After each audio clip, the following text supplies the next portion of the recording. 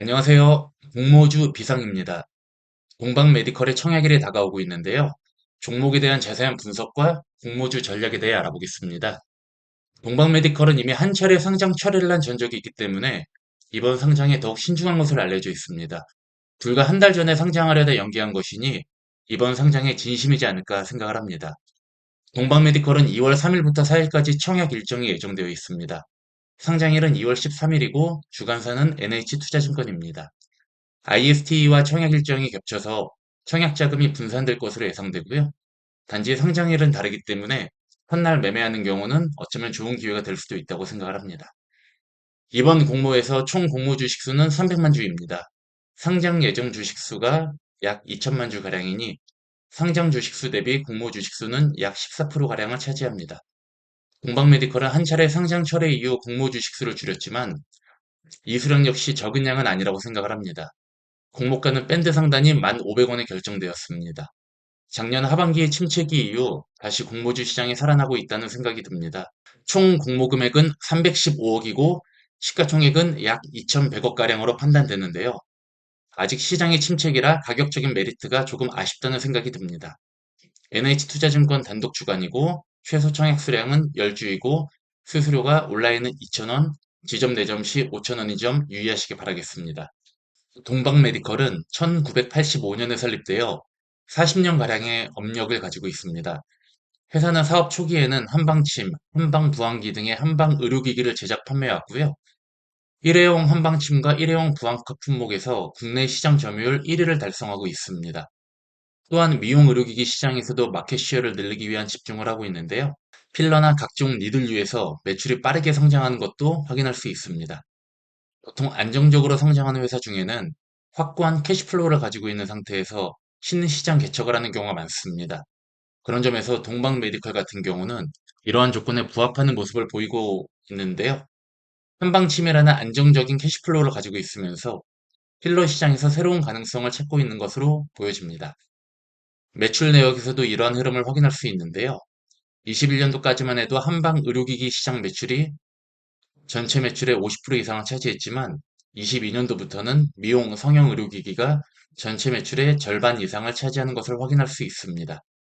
23년도와 24년도는 그 격차가 더욱 벌어지고 있어서 동방메디컬의 차세대 전략은 미용 성형 의료기기인 점을 알 수가 있습니다.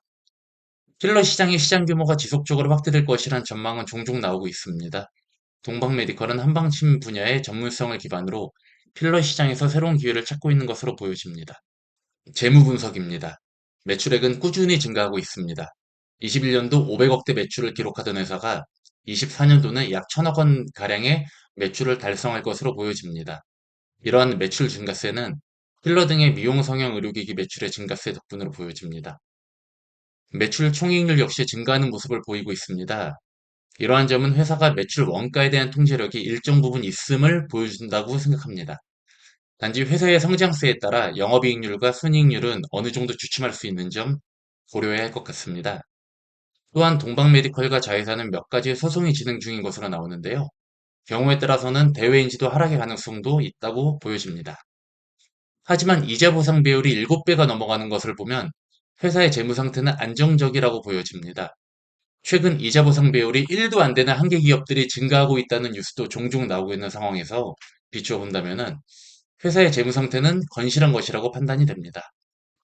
참고로 이자 보상 비율이 1이라면 영업 활동으로 번 돈으로 이자를 지불하고 남은 돈이 없다는 의미입니다.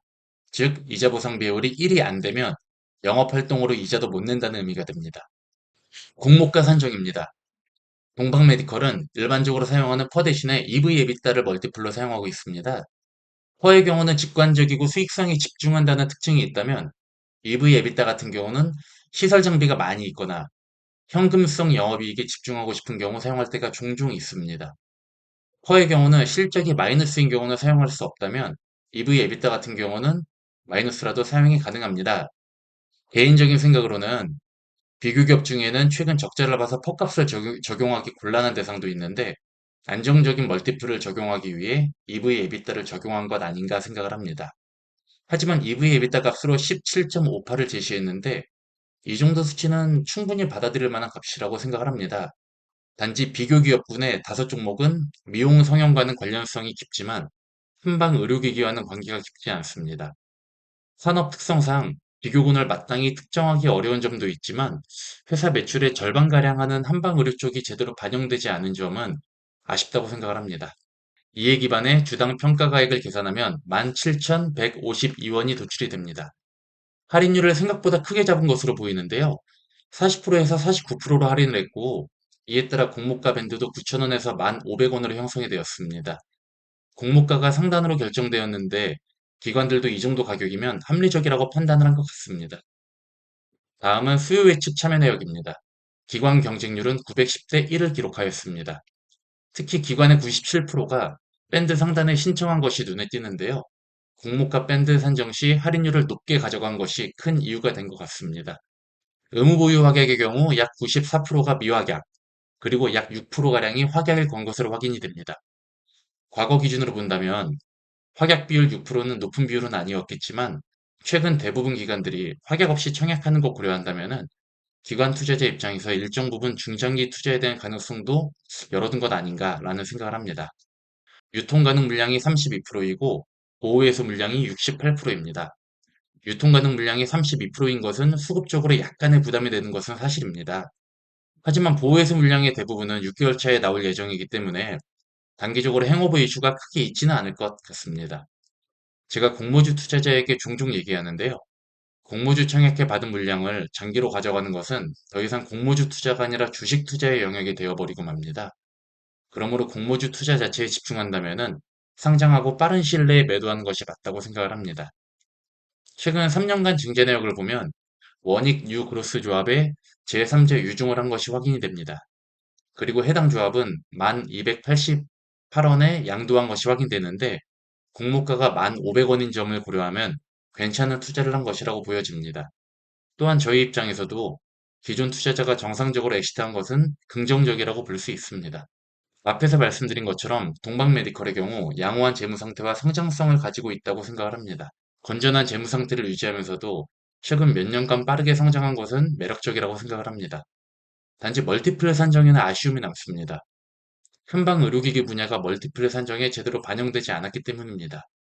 또한 상장 철회 전에는 메디톡스가 멀티플 산정에 반영되지 않았지만 이번 상장에는 반영되면서 멀티플을 높이는 역할을 하게 되었습니다.